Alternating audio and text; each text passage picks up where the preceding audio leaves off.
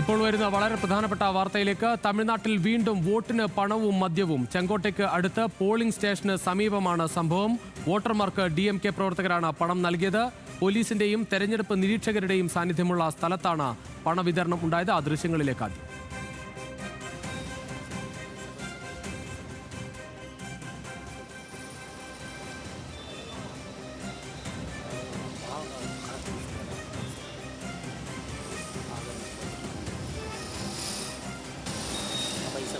पैसा नहीं पैसे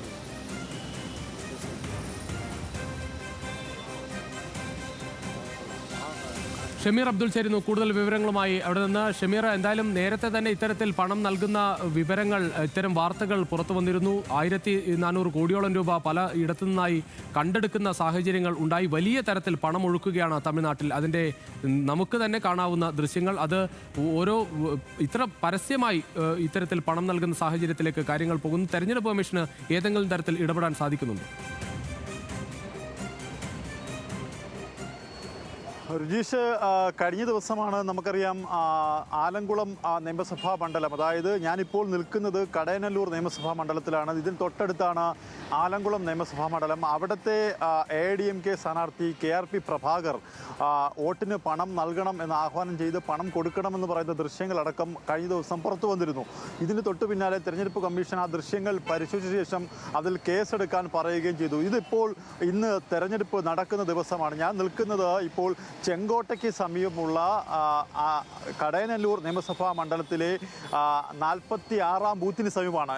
ഇപ്പോൾ ഈ ദൃശ്യങ്ങൾ കാണുന്നത് ഇവിടെ നിന്ന് 100 മീറ്റർ മുന്നോട്ട് സഞ്ചരിച്ചു കഴിഞ്ഞാൽ ഇത്തരത്തിലുള്ള ഈ തെരഞ്ഞെടുപ്പ് നടക്കുന്ന സ്ഥലമാണ്. അവിടെ നിന്നും ഇപ്പോൾ ഞാൻ നിൽക്കുന്ന ഈ സ്ഥലത്തിന് സമീപം തൊട്ട് ഓപ്പോസിറ്റ് എനിക്ക് തൊട്ട് അഭിമുഖമായി നിൽക്കുന്ന സ്ഥലത്താണ് ഇത്തരത്തിൽ വാഹനങ്ങളിലെത്തി പണം കൈമാറുകയും ഒപ്പം തന്നെ മദ്യം നൽകുകയും ചെയ്യുന്നൊരു സാഹചര്യം ഉണ്ടായതും അതും വളരെ പരസ്യമായി തെരഞ്ഞെടുപ്പ് ഒബ്സർവർമാരുടെ നിരീക്ഷണമുള്ള ഒരു സ്ഥലം, ഒപ്പം തന്നെ തമിഴ്നാട് പോലീസിൻ്റെ നിരീക്ഷണമുള്ള സ്ഥലം. അവിടെയാണ് ഇത്തരത്തിൽ പരസ്യമായി ഈ മദ്യവും ഒപ്പം തന്നെ പണവും ആളുകൾക്ക് നൽകുന്നത്.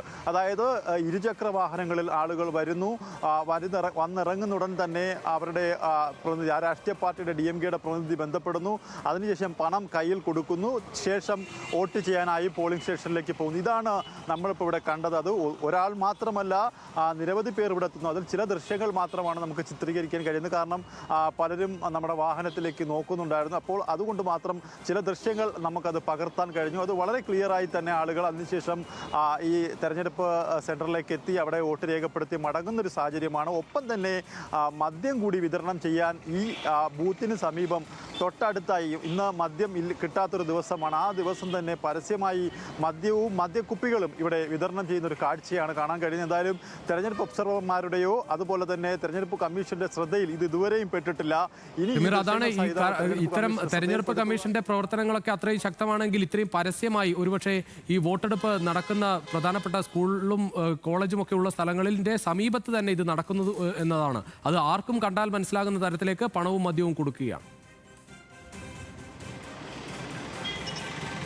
തീർച്ചയായിട്ടും അങ്ങനെ തന്നെയാണ് രുജീഷ്. ആദ്യം ഇത് ഒരു വാഹനം ആദ്യം കടന്നു വരുന്നു. അതായത് ആ വാഹനം വന്ന് നിരീക്ഷിച്ച ശേഷം പണം മറ്റൊരു വാഹനത്തിലേക്ക് കൊടുക്കുന്നു. അതിനുശേഷം ഇവിടെയുള്ള സാധാരണക്കാരായ പ്രവർത്തകരിലേക്ക് ഈ പണം എത്തിക്കുന്നു. അതിനുശേഷം ആ പണം വാങ്ങാനായിട്ടാണ് സാധാരണക്കാരായ വോട്ടർമാർ ബൈക്കിലും ഓട്ടോറിക്ഷയിലും ഒക്കെ ഇവിടെ എത്തി, ആ സ്ഥലത്തെത്തി അവർ കാണേണ്ട ബൂത്ത് ഏജൻറ്റിനെ കണ്ടുകൊണ്ട് ആ പണം കൈവശം വാങ്ങിയ ശേഷം ഈ പോളിംഗ് സ്റ്റേഷനിലേക്ക് പോകുന്നത്. അതാണ് നമുക്ക് നേരിട്ട് കാണാൻ കഴിഞ്ഞത്. പണം തീരുന്നതനുസരിച്ച് അല്ലെങ്കിൽ മദ്യം തീരുന്നതിനനുസരിച്ച് മദ്യം ഇവിടെ എത്തിക്കുന്നു.